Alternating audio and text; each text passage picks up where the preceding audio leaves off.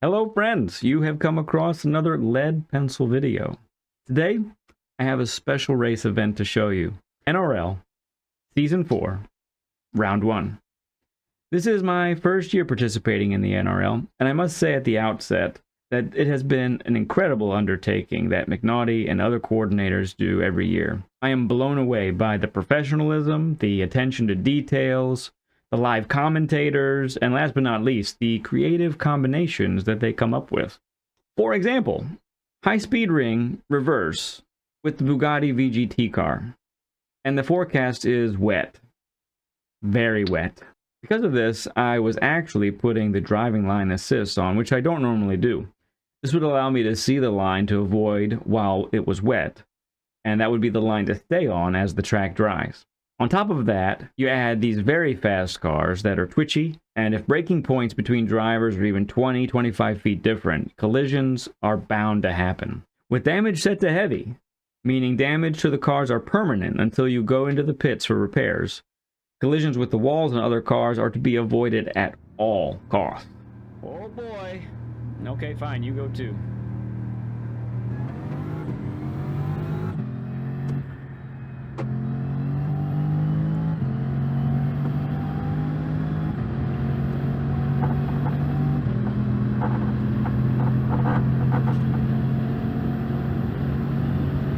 The car is incredibly fast, but braking a fraction too late, getting on the throttle a fraction too soon, is literally the difference between 2 or 5/10. Small mistakes will slow you down a lot with this car. Thank you, Leo. Yeah, I plan to. This is going to be a wild time for sure. Good to see you, man.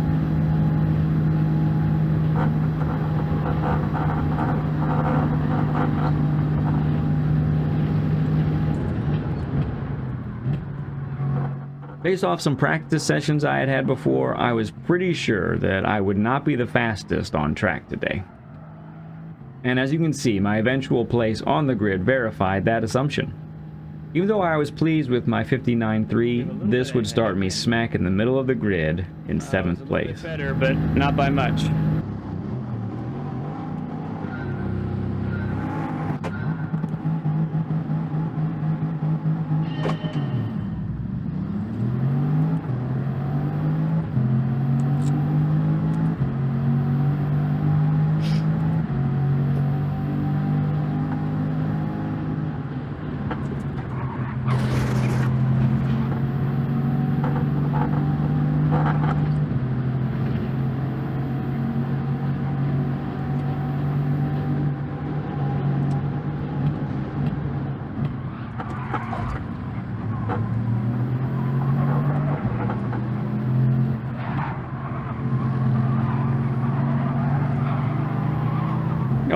Oh, he did ghost.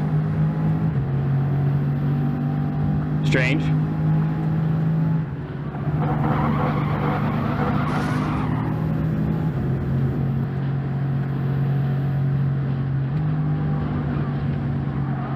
It's very hard to follow.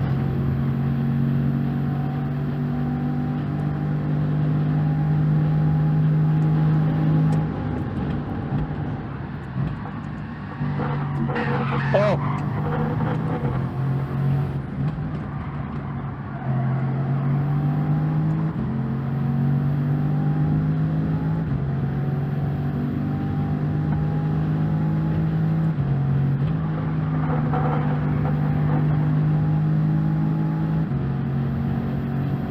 Alright, Team PHG, give me some of your slipstream there, bud. So as we see the race unfolding here, I want you to remember a few names. MD Hop, who started on pole, Cyrus Nicky, Parquet, Horn of Plenty, and RSR Zilla. These will all be drivers that will show up in a big way later.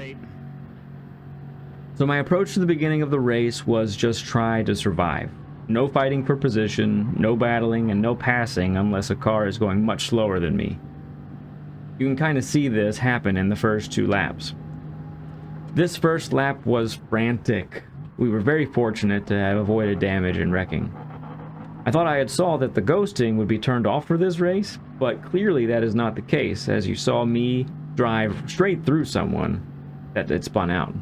With a couple people wrecked and having to pit for damage, the field started to spread out a little bit, and it was time to settle into a groove that was quick, safe, and repeatable. At least that was my philosophy. But not everyone had the same philosophy, as Angry Fredbird goes for a double overtake run right on the straightaway. Maybe it was a ping issue, but it looks like he cuts back over too soon and clips the nose of my PHG teammate. Oh my goodness, dude. No need to... What happens next is what I was referring to on the second lap in the stream. It is very hard to follow. When by yourself, turn 1 is a flat-out turn that requires a wide entrance and late apex to carry the most speed through the corner.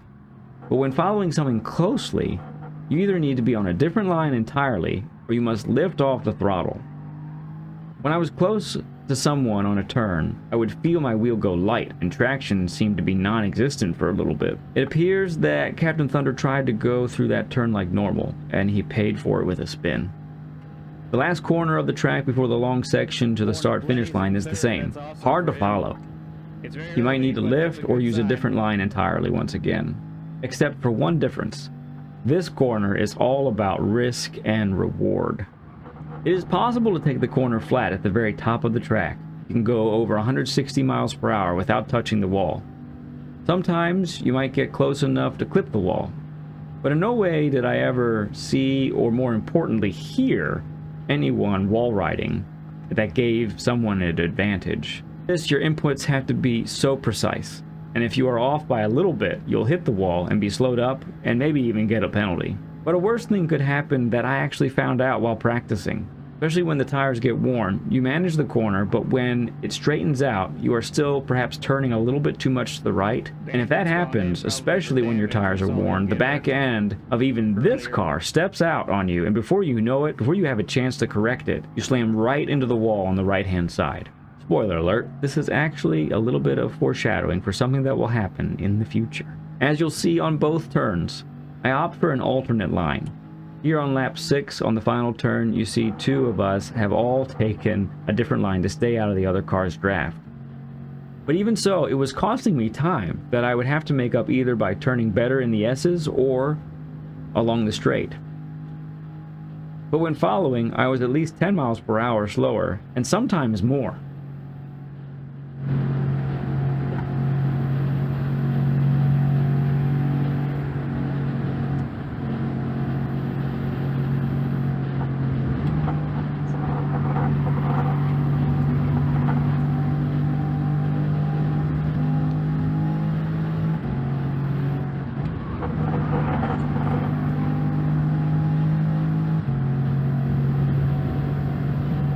Guys behind are catching.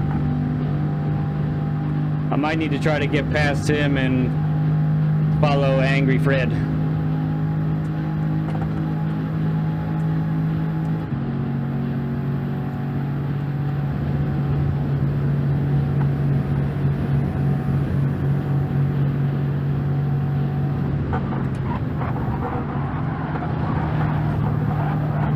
That wasn't nerve-wracking at all.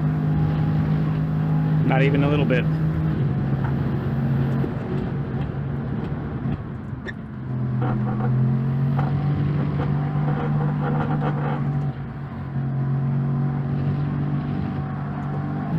As many as you need, Zamora. As many as you need.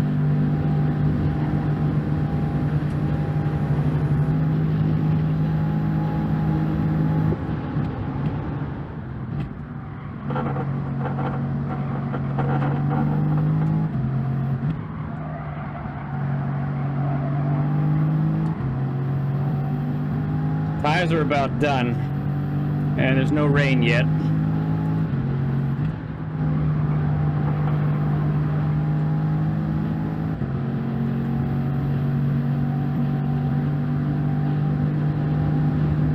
I'm gonna see what these guys do.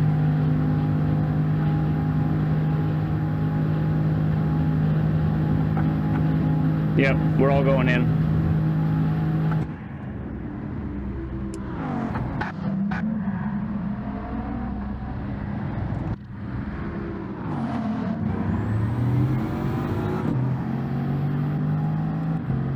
All right, no one behind me.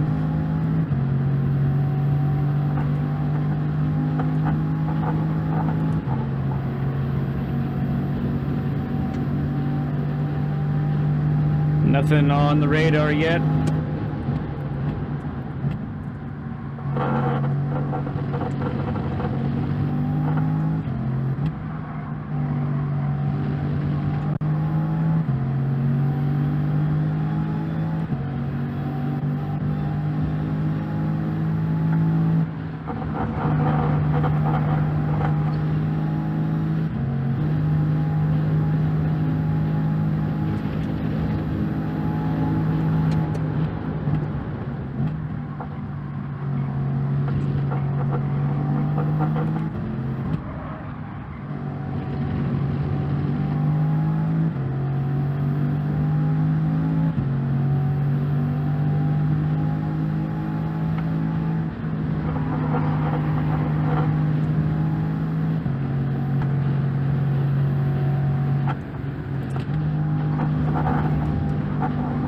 We got a crash. Oh my goodness. He must have reset the settings to have ghosting. Because there's been a lot of ghosting.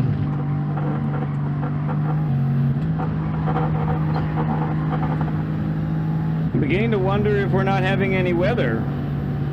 Because you saw the settings, you saw it with me, it had weather.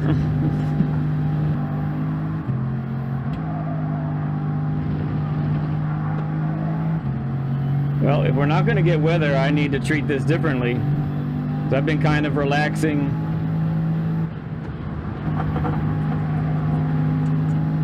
Trying to take it easy, waiting for the weather to come, but it's not even cloudy.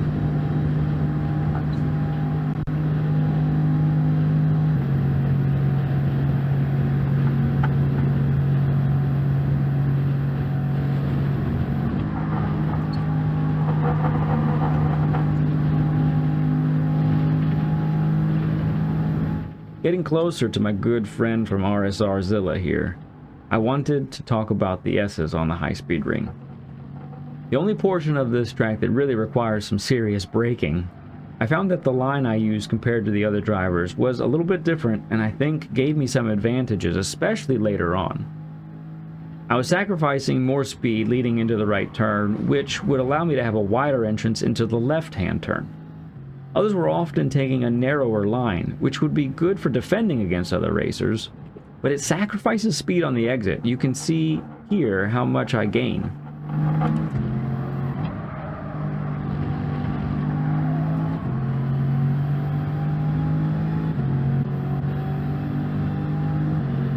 "14 seconds behind the leader." He might not have gotten fuel yet. I would find out later that this would be correct. We see here my teammate, Horn of Plenty, go for a very risky move. He puts on the intermediates, as it is getting cloudy, so he tries a big gamble right here. None of us knew if it was really going to rain or not, so it could have worked. If it doesn't rain though, his inters would be cooked, and he would be much slower than the rest of the pack. About lap 17 into 18, I began to think that I was getting slowed up by the two in front of me. Not that they were slow by any stretch, but because of that dirty air in the first turn and the last turn that was causing me to check up. And on the S's, I would gain just about every time. We checked the weather at this point since it was getting cloudy. All was clear at the moment. This would lead me to make a calculated move.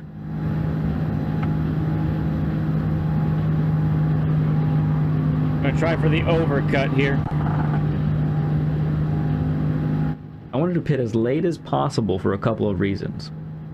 One, in case the rains did come, I could save myself a trip to the pits by getting onto the inters there, instead of softs and then the inters again later. Number two, I also wanted to get out from behind these two and try to put in a lightning fast lap and try the overcut. That is, when I come out of the pit, I end up in front of these two. And lastly, I would have slightly fresher tires than those who had pitted earlier, like lap 17 and 18. I just wanted to make sure that I didn't need to change over to some wet tires or intermediate tires.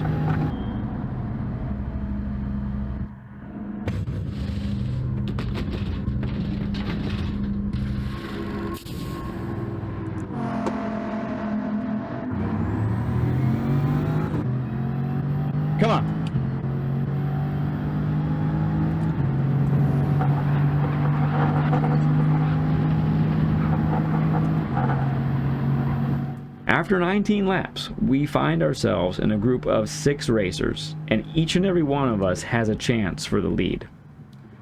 And you're about to see that the technique that I've been using through the S's is actually going to pay off.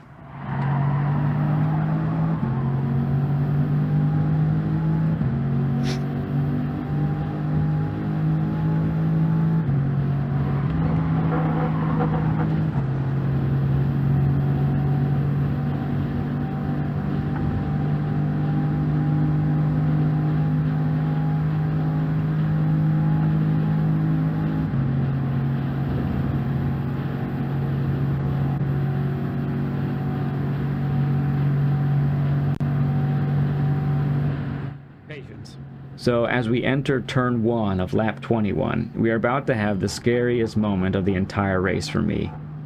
This is when Zilla takes a little too much apex and collides fairly heavily with me. Oh.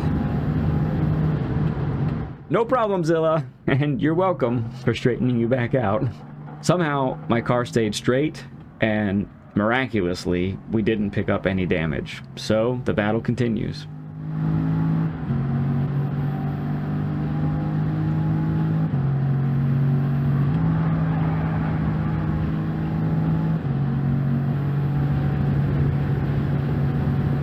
Must have a lapper up ahead. At lap 22, we see lap traffic for the first time. So now with this lap traffic coming, I know that anything can happen. Even if the drivers that are about to be lapped do a fantastic job of giving space, when you're on the lead lap, it is really difficult to maintain the same race pace as you normally would when you're encountering that slower traffic. Come on, give me hop slip. It's right at this point that I start to believe that I can really catch MD Hop.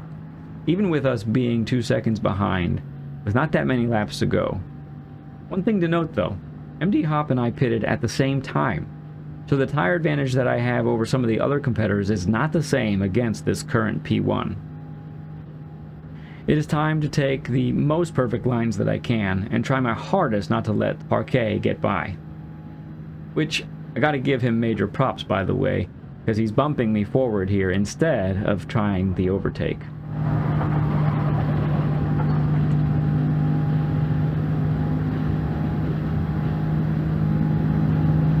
Trying to catch MD Hop, though, was actually going to be a non-factor in just a moment. Remember how we talked about that out of the last turn there is that risk-reward with fully sending it on worn tires?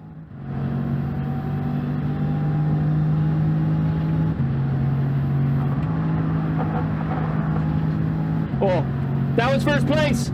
He spun! Oh my goodness! It is possible also that he experienced a lack of grip coming up on that lap traffic. Either way, his tragedy is to our benefit. MD Hop, I thought we might get to battle for the lead, and I was looking forward to it, but perhaps next time, man. With that done, it is me and 3 other cars in it for the lead. Down by 2 when I first exited the pits on lap 19. Zilla, Cyrus, and Parquet and myself. Parquet continues to play the smart long game by pushing me down the track, but this is ooching us ever closer to that lap traffic. This would play a pivotal role in the finish.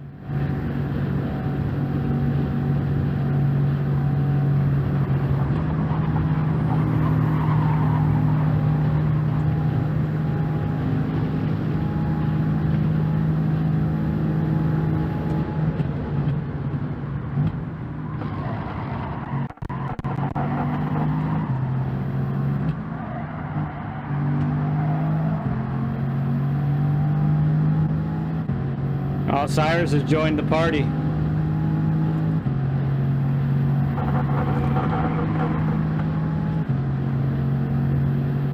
Crazy part is I get this guy's slipstream now. For at least a little bit. As I passed Rosal, we caught Rosal at the perfect time. On the straight, as we approached the final lap, I couldn't have asked for anything more perfect to happen, because as we get by him, now the other 3 cars have to deal with him through the curves. This slows them up massively, as Roswell perhaps doesn't move out of the way as much as he should have. Going into the S's here, he is actually on my left, and then loses the tail of the car and spins. Because of this, as I exit the S's and approach the final turn, I have the slipstream from the P11 ahead, and an over 1 second lead. At this point, I am honestly in disbelief about what is about to happen.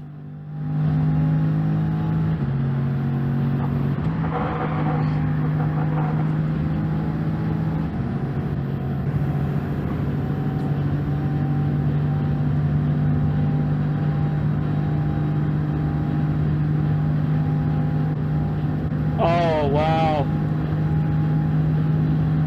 Oh, wow. Oh, wow. I gotta breathe. Oh. Hang on, just gotta breathe. I think I stopped for too long. Oh my goodness. Did that just happen? Oh my goodness.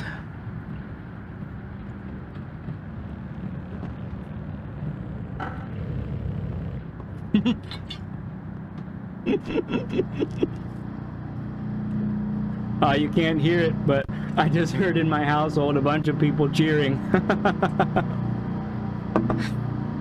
Oh, goodness gracious. Wow. Oh, goodness, thanks, guys. Oh, man, I'm still shaking. Oh. My feelings at the moment are, it almost doesn't matter what happens the rest of the season and the rest of the year for that matter. The first NRL race that I ever do, I win. I will be riding high on that victory for a very, very long time. It is interesting to note that Zilla missed third place by 0.008 of a second. 0.008 of a second. As all three of those drivers behind me drag raced down the home straight. What an epic battle they had. So I wanted to share some thoughts from the heart on this race. People may be tempted to think, well, of course you won. You're an A+ driver among A, B, and C drivers. And having not qualified for Division A for NRL, I know that can be the sentiment. I'm tempted to think that too, if I'm honest. I do believe that I should have made Division A, but I was not up to the task on that qualifier to gain entrance into the NRL. That was a tough car on a tough track to master. So essentially, this sort of puts me in a no-win situation. If I win or podium in a race in Division B, then the thinking will be, of course he won. He doesn't belong at this class anyway. He belongs in the next class up. If I do badly, then I could be accused of being a terrible driver who didn't race up to his potential. But before this round 1 race, my thinking on all that has changed. In my opinion, you can throw away all the driver rankings when it comes to the NRL. The true beauty that I'm seeing in this league is that all the drivers are experiencing new tracks, combinations, and features that we just really don't see every day and we don't find in the daily races. For that matter, we don't even really see this type of thing in the Nations or Manufacturers Cup. For all of those types of events, we have content creators giving us tips. We have their ghosts to follow on track. And when practicing, we can have our own ghosts and see definitively where we are gaining and losing time by the delta. That delta updates every second while practicing. When you're practicing for the NRL and then the eventual race, you have none of that. It is up to the driver to practice the track, learn the car, and take everything you've learned and experienced as you prepare for race day. The driver that does the best through all the rounds of the series, accompanied by probably some good fortune as well, will ultimately be the winner. So for putting an event like this, McNaughty Racing League, I applaud you. Well done. To my fellow racers, great racing with you. It is clear that everyone took this very seriously. And it showed with your incredible race pace, which was so hard to match. And to subscribers, some of which are my moderators and family members, thank you for all your cheers, encouragement, and helpful information throughout the race. You all willed me to that victory, and I'll never forget it. I will be unfortunately missing the next round of the NRL. I have a rather important getaway with my wife that I wouldn't miss for any reason. so I will get no points from round 2 of the NRL. This will probably put our backs against the wall in round 3, which will be the last race before the final. But no excuses! We will prepare even harder for round 3 to get as many points as we possibly can. We'll do what we can. The outcome will be what it will be.